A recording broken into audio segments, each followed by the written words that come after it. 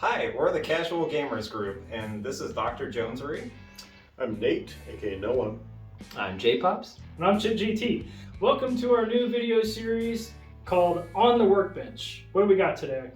We're going to be showing you a series of videos based on our collective hobbies. Today we're going to show you a kit we're going to build. It is a ham radio transceiver called the True SDX. We went ahead and 3D printed the case for it, which is available online. The STL will include that in the link.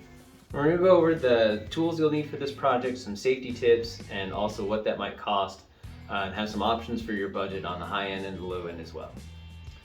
So as they say in the ham radio world, get ready to watch our video and 73. Roll intro. Decided the Yeah, but I mean, which is it this way? It doesn't only fit one way. It only fits one way.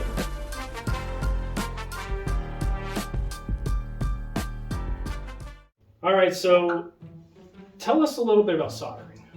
Well, the purpose of soldering is to make an electrical connection between two components. Okay. So for example here, I've got a small printed circuit board here with some components that are already soldered on. However, you'll see these two little silver discs here with holes in the middle. Yeah. So that's for a power connection. You can take two wires carrying power to this and solder them to the board to power the board. Okay.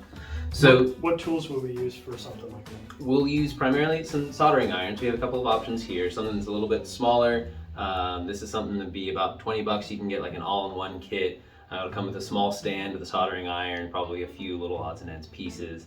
You can go all the way up to something that's more of like a digital component here. You get a nice sturdy base. You get some metal cleaner, and this will heat up dramatically faster and be easier to use. Okay. Okay. What about this guy here? So this is a heat gun. This is for a bit more advanced projects. Probably not your first one. This is more for surface mount components. That's something we'll cover a little bit later. Okay. But this is another option as well. Okay. Okay. What are some important safety tips when using some soldering guns? So the first thing to keep in mind is you need to have a stable, sturdy working surface. So you don't want any of your components falling over. Obviously this is a little more flimsy of a setup here. It can still work, just make sure that you're safe while you're using it. And all the way up to something like this that really does give you a nice base to work on. So you want to make sure your components are sturdy and secure. So this is a helping hands. That guy can help you out as well, hold your projects as you're going through. He's doing a little jig there for us. He's hanging out with us.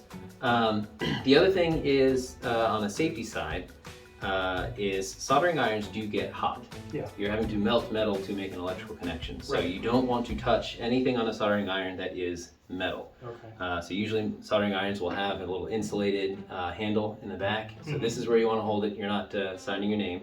Right. You're in the back, which is a little difficult for some people to get a hold of the dexterity to do that. But it comes with time and practice.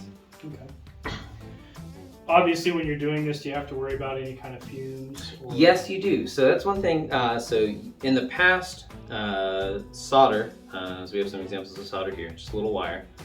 Solder was a lead-tin alloy, so obviously you don't want to be inhaling lead or tin. Right. So they're made with different components now. Typically, if you find lead solder, please don't use it. It's not good for you. But as this melts, you'll see some smoking. Try not to inhale that smoke. You can also get something like this, which is a portable vent hood. And so this has a little fan and a filter in it, and so you can just set that over your project, and as you're working on it, it'll pull up some of those fumes and keep it from going into your lungs so you can live a nice, long, Could healthy you life. maybe do it in like a well-ventilated area? You right? could as well, if right. you don't want to buy one of those? Right, yeah, if you don't want to go with something like this, just, have a fan on. As the smoke's coming up, blow it away from your face. Try not to just stick it right there in front of you.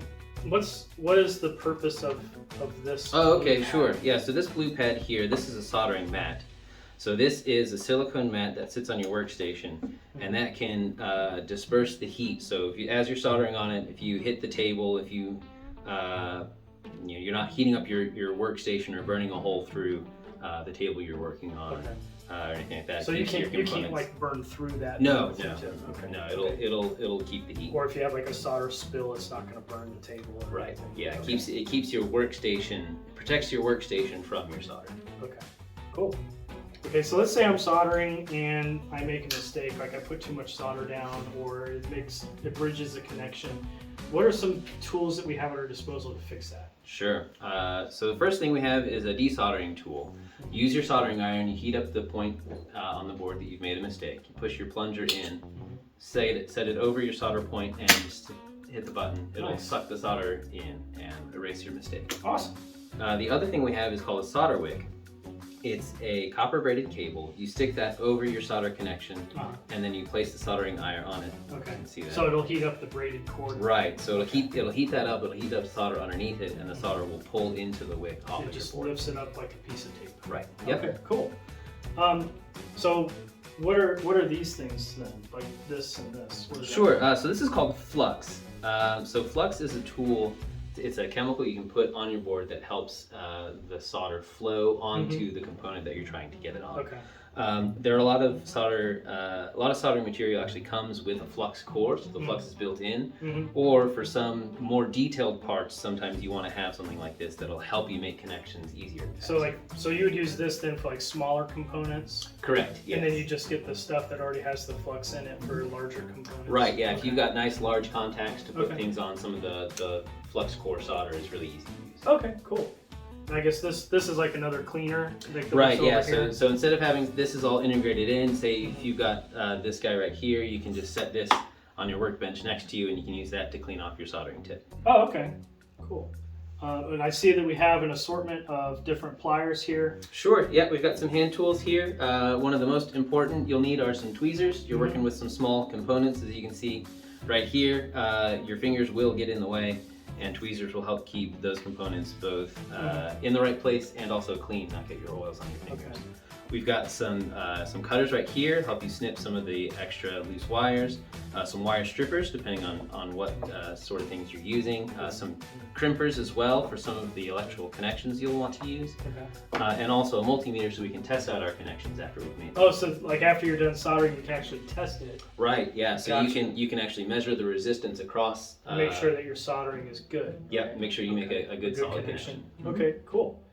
And most of these items, where can you find some of these things? I mean, obviously everyone's favorite retailer, Amazon, has most of these things you can find. You can also find these at some small hobby shops. All the Radio Shacks are closed, unfortunately. Yeah. But there are some smaller places like Parts Express or Micro Center, that sort of thing. You can find all of these kinds of things there. Okay, and obviously they're not a sponsor. This is all of our own equipment. All right, so now that we're set up and we're ready to solder some boards, what exactly are we soldering here? So we're going through and soldering on some of the components. On most of the surface mount stuff, the resistors and the microcontrollers are already done on these boards. I don't know if you want to come bring it around here and get a shot of Austin's or Dr. Jonesy's.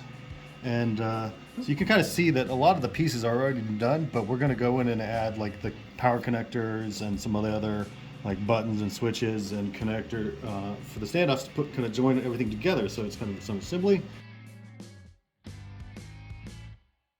So we got our board right here, and we got our little audio jack and our key jack for the transmitter. So I'm gonna go ahead and put that piece on there. You just push it in and and then you get some little studs. Yeah, you just push them on through the holes, and you can see these little gold pads. Those are the contacts that connect the circuit together. So we're going to connect those with some solder. So we're going to pop those through.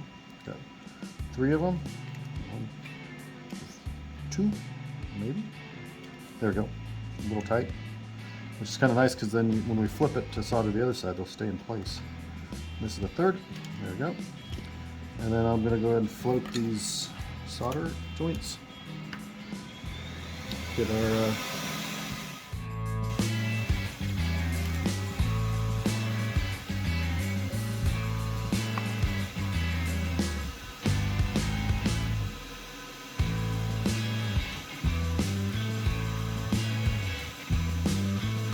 So this is the flux that I'm going to apply. It's actually Radio Shack flux, believe it or not. But you can use this for a little bit. And I'm just going to dab the contacts and I'm going to clean it up. And then I will actually add just a hair of solder. Can you dab?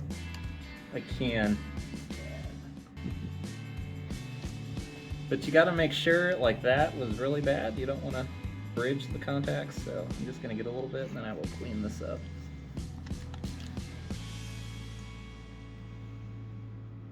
And then we cleaned extra flux off of your board.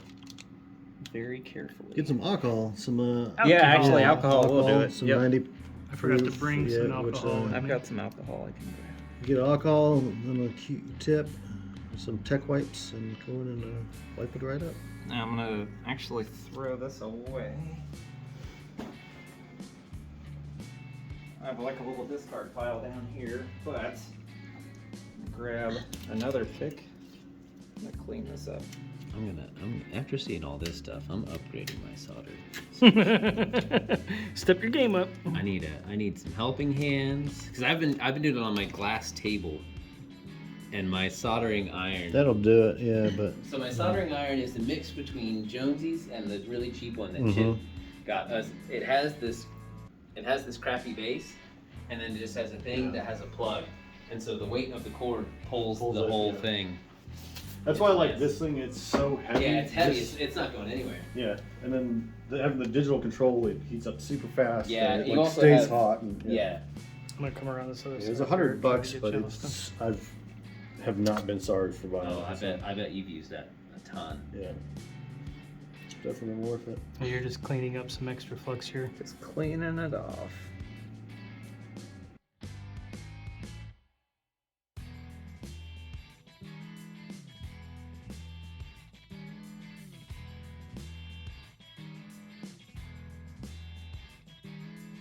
Well, that pretty much wraps up our video today. Thank you guys for taking time out of your schedule to help teach the community some of these awesome skills. If you truly enjoyed this video, please leave us a like, please subscribe so you know when the next video comes out. And don't forget to check out our Discord channel. An invite to it is in the description below.